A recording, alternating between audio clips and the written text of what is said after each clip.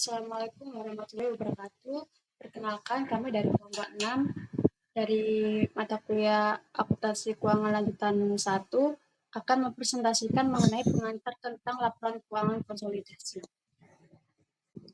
Sebelum materi dimulai, izinkan saya membacakan nama anggota kelompok saya. Untuk yang pertama, Abigail Elvira dengan MPM belakang 110, lalu Alexa Nora Soraya dengan MPM belakang 164, lalu saya Nirmalan Praktavia dengan MPM belakang 166, lalu Ayunda Mentari dengan MPM belakang 168, dan yang terakhir ada Melati Cahyaning dengan MPM belakang 185. Kita masuk pada materi yang pertama, yaitu kombinasi bisnis yang dicapai melalui akuisisi saham. Nah, akuisisi saham ini melakukan konsep akuntansi penggabungan usaha berdasarkan prinsip akuntansi yang berlaku umum, yaitu GAAP, yang mencakup penggabungan di mana satu atau lebih perusahaan ini menjadi anak perusahaan dari perusahaan induk. Jadi kayak satu perusahaan ini memiliki cabang, nah cabang-cabang itu disebut anak saham, sedangkan perusahaan utamanya itu induknya. Nah, sebuah perusahaan ini menjadi anak perusahaan ketika perusahaan lain memperoleh kepentingan pengendali dalam saham berhak suara yang beredar, atau biasanya satu perusahaan memperoleh kendali atas perusahaan lain secara langsung dengan memperoleh mayoritas jika lebih dari 50% dari saham yang berhak suara. Nah, setelah melakukan penggabungan induk anak perusahaan ini terbentuk, pembeli saham ini, anak perusahaan ini akan melakukan tambahan, bukan merupakan penggabungan usaha. Dengan kata lain, entitas yang terpisah hanya dapat bergabung satu kali dan menambah kepentingan pengendali sama saja dengan sekedar melakukan investasi tambahan. Jika berdasarkan GAAP-nya, akuisisi saham anak perusahaan ini merupakan tambahan dicatat dengan menambah akun investasi dan mengurangi kepentingan non-pengendali, dan berdasarkan jumlah tercatat kepentingan non-pengendali pada tanggal akuisisi tambahan. Selanjutnya kita masuk pada pembahasan entitas pelapor, di mana akuisisi membawa dua perusahaan yang sebelumnya terpisah di bawah kendali satu tim manajemen. Nah, meskipun kedua perusahaan tersebut tetap beroperasi sebagai badan hukum yang terpisah, akuisisi tersebut menciptakan entitas pelaporan baru yang mencakup semua operasi yang dikendalikan oleh manajemen perusahaan induk. Nah, bila investasi dalam saham ini berhak suara menciptakan hubungan induk dan anak perusahaan, entitas pembeli atau induk perusahaan dan entitas yang diakuisisi atau anak perusahaan ini tetap berfungsi sebagai entitas yang terpisah dan memelihara catatan akuntansi secara terpisah. Nah, laporan keuangan induk perusahaan dan anak perusahaan ini yang terpisah kemudian diubah menjadi laporan keuangan konsolidasi atau untuk guna mencerminkan posisi keuangan dan hasil operasi entitas gabungannya.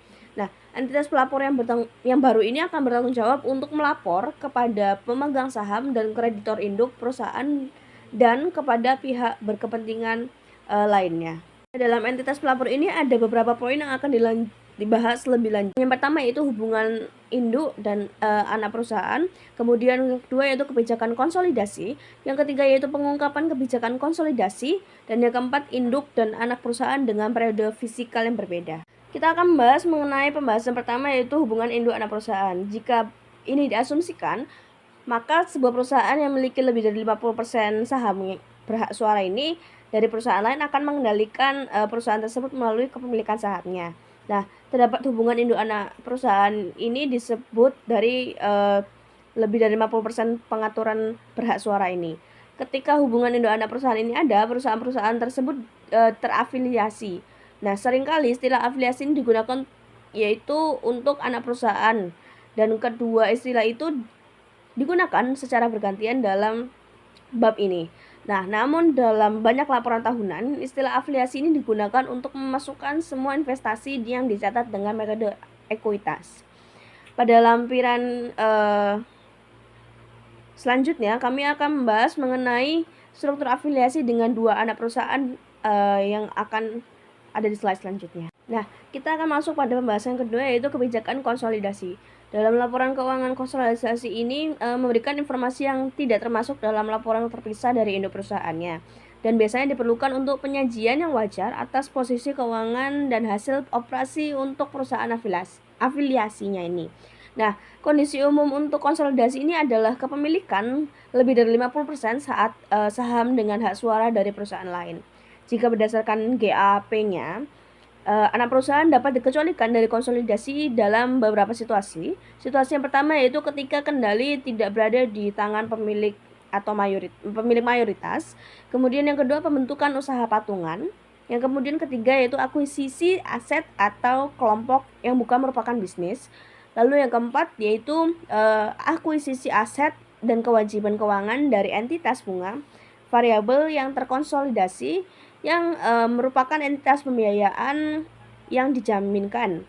Lalu dengan alasan yang kelima yaitu kombinasi antara entitas nirlaba atau akuisisi bisnis nirlaba oleh entitas nirlaba. Nah, kendali ini tidak berada di tangan pemilik mayoritas jika anak perusahaan itu sedang dalam organisasi hukum atau kebangkrutan atau beroperasi di bawah pembatas valuta asing yang ketat atau kendali atau ketidakpastian lain yang diberlakukan oleh pemerintah. Masuk pada pembahasan yang ketiga yaitu pengungkapan kebijakan konsolidasi. Dalam GAAP-nya nomor 235/10, masyarakat ini mendeskripsikan bahwa kebijakan akuntansi yang signifikan ini untuk pelaporan keuangan dan secara tradisional pengungkapan kebijakan konsolidasi ini merupakan salah satu dari pengungkapan kebijakan yang sering dilakukan. Nah, pengungkapan kebijakan konsolidasi ini diperlukan untuk pelaporan pengecualian dengan misal ketidakmampuan untuk mengendalikannya terhadap konsolidasi yang diperlukan dari semua anak perusahaan yang dimiliki oleh mayoritas. Selain itu, GAP ini mensyaratkan daftar pengungkapan yang luas. Pengungkapan ini diperlukan untuk yaitu pertama periode pelaporan yang mencakup kombinasi. Dalam periode ini ada informasi umum tentang kombinasi bisnis seperti nama target dan tanggal akuisisi, kemudian informasi tentang goodwill atau keuntungan pembelian murah, kemudian sifat, persyaratan dan nilai wajar imbalan dialihkan, kemudian rincian tentang aset, kewajiban, dan kepentingan non-pengendali tertentu. Lalu pengurangan tunjangan, penilaian aset pajak tanggungan yang ada sebelumnya dari pembeli. Kemudian ada informasi tentang transaksi yang dicatat secara terpisah dari bisnis kombinasi. Lalu informasi tentang akuisisi langkah. Kemudian alasan kedua dari pengungkapan ini adalah kombinasi bisnis yang terjadi setelah pelaporan tetapi sebelum periode keuangan pernyataannya itu dikeluarkan. Ada juga alasan ketiga yaitu jumlah sementara yang terkait dengan kombinasi bisnis. Dan alasan keempat yaitu penyesuaian terkait kombinasi bisnis. Kita masuk pada entitas yang keempat yaitu induk dan anak perusahaan dengan periode fisikal yang berbeda.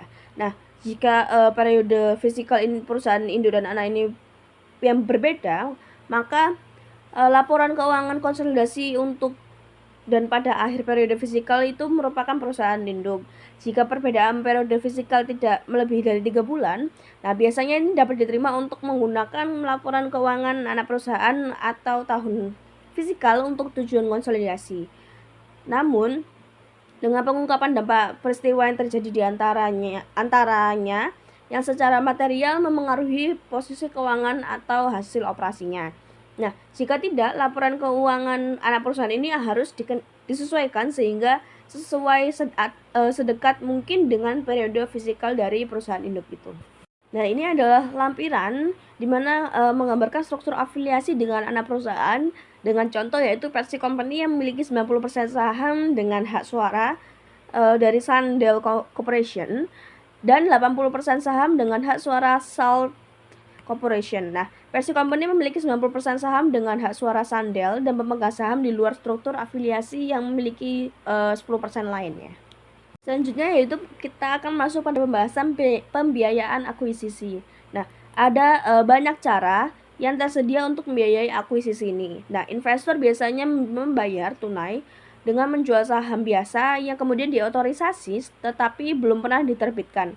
Nah, menerbitkan saham preferen ini dengan melakukan penjualan surat atau obligasi atau memanfaatkan beberapa kombinasi instrumen keuangan. Keputusan pendanaan ini dapat menjadi penting secara strategis. Nah, saham ini biasanya disertai dengan hak suara dan akuisisi yang sangat besar dapat itu menyebabkan manajemen kehilangan kendali sahamnya atau kendali suaranya. Nah, saham preferen ini tanpa hak suara atau alternatif pendanaan lainnya berguna dalam kasus-kasus di mana mempertahankan kendali suara merupakan pertimbangan yang penting.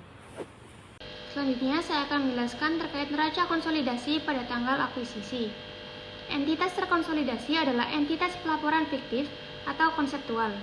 Entitas ini didasarkan pada asumsi bahwa entitas hukum dan akuntansi yang terpisah dari induk perusahaan dan anak perusahaannya dapat digabungkan menjadi satu set laporan keuangan yang bermakna untuk tujuan pelaporan eksternal. Entitas terkonsolidasi tidak memiliki transaksi dan tidak memelihara buku besar akun terkonsolidasi. Selanjutnya, saya akan menjelaskan terkait kepentingan non-pengendali.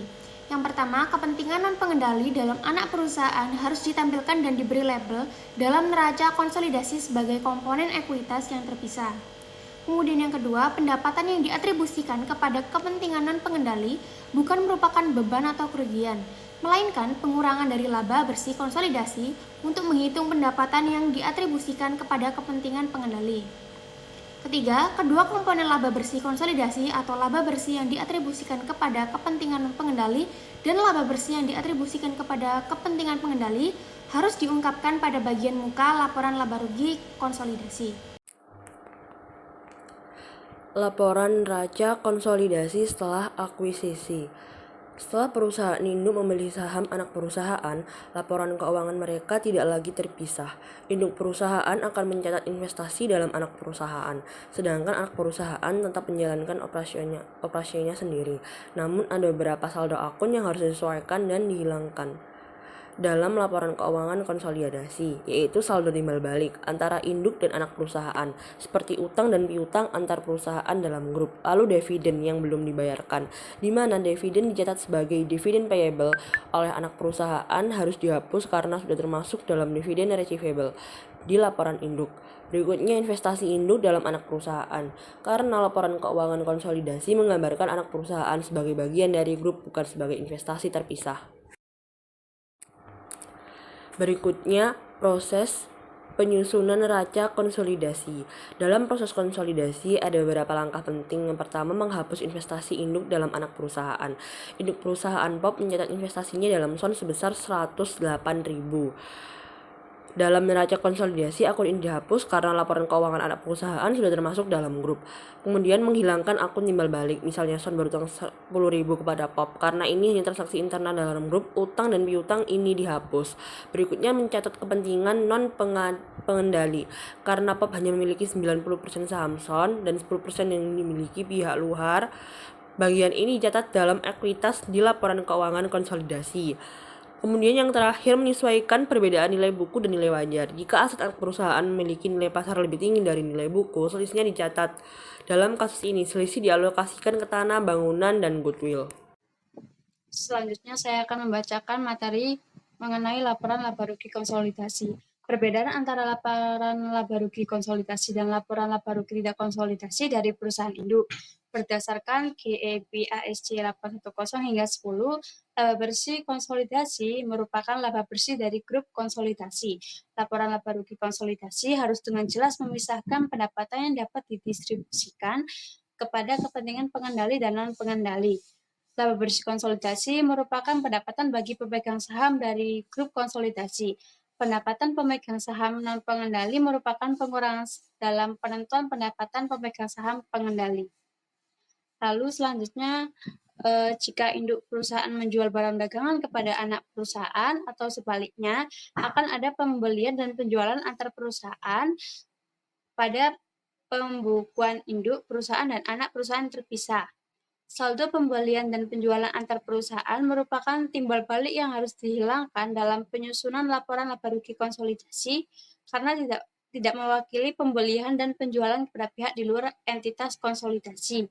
Penyesuaian untuk penjualan dan pembelian antar perusahaan mengurangi pendapatan atau penjualan dan beban atau harga pokok penjualan dengan jumlah yang sama dan karenanya tidak berdampak pada laba bersih konsolidasi.